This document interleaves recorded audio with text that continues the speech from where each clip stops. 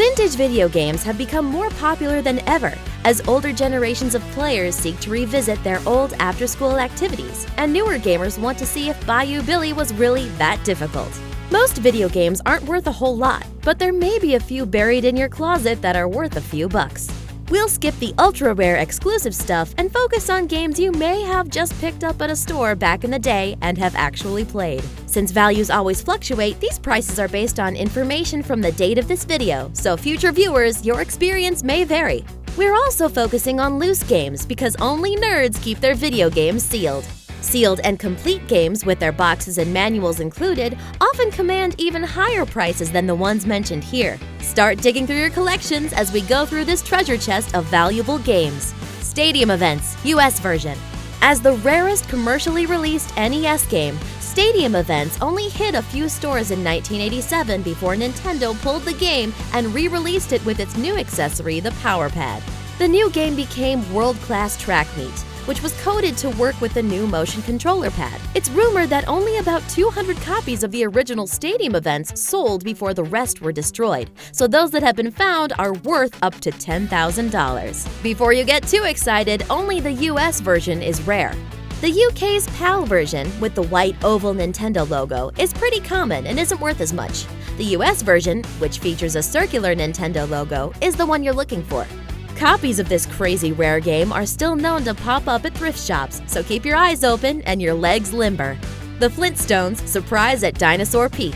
By the time Surprise at Dinosaur Peak was released in 1994, gamers were already 3 years into the life-changing Super Nintendo Entertainment System and had mostly lost interest in 8-bit gaming. Not only was Dinosaur Peak one of the last NES games to be released, but after 27 years of reruns, interest in the Flintstones wasn't exactly hot during this time either, despite ridiculous attempts to revitalize the franchise. If you happen to be a devotee of either dying home consoles or caveman hijinks, you may have hit the jackpot. This game sells for around 650 bones today.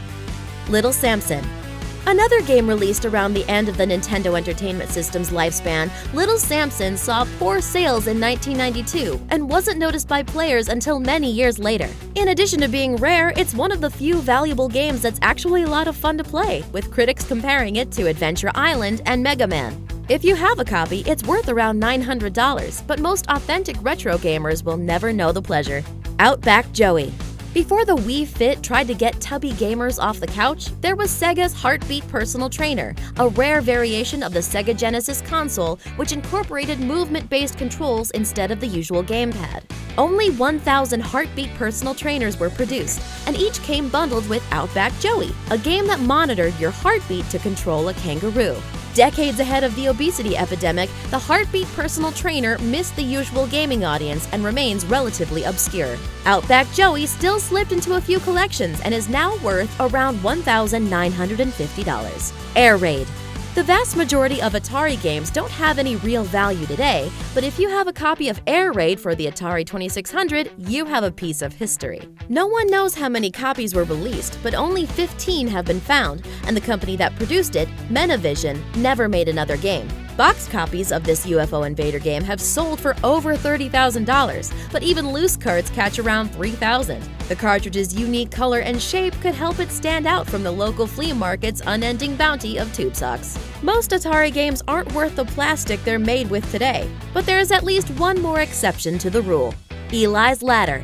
If you really want to make bank, build a time machine and use it to buy weird and educational video games. Eli's Ladder for the Atari 2600 is another rare example of a valuable Atari title which originally saw limited sales, mostly because it taught math instead of making things explode with spaceship lasers. Today, a copy is worth around $1,500. Its developer, SimAge, never made any other games, but the one they did make left a huge impression on collectors and math-challenged children. Magical Chase. A side-scroller starring an adorable witch, Magical Chase was released at the very end of the TurboGrafx-16's production in 1993. While the game was good enough to be re-released on other platforms so that everyone could enjoy it, collectors are still willing to pay up to $4,000 for the original release, which sold poorly during its initial run in stores. We're not blaming Bette Midler for ruining witches for everyone, but we're blaming Bette Midler. I put a spell on you.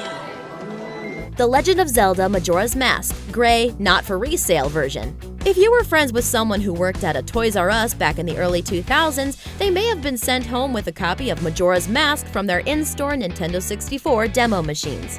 Unfortunately for gamers, most of these demo games were incomplete prototypes and only designed for a few minutes of in-store play at a time. Fortunately for your wallet, many modern collectors are completists, and Zelda fanatics are typically even more intense. Copies of Majora's Mask that are both gray and bear the Not for Resale label can be worth up to $1,300. Working retail never looked so rewarding. Thanks for watching! Subscribe to our YouTube channel to watch more videos like the one you just saw. And leave us a comment to let us know which rare games you found in your closet.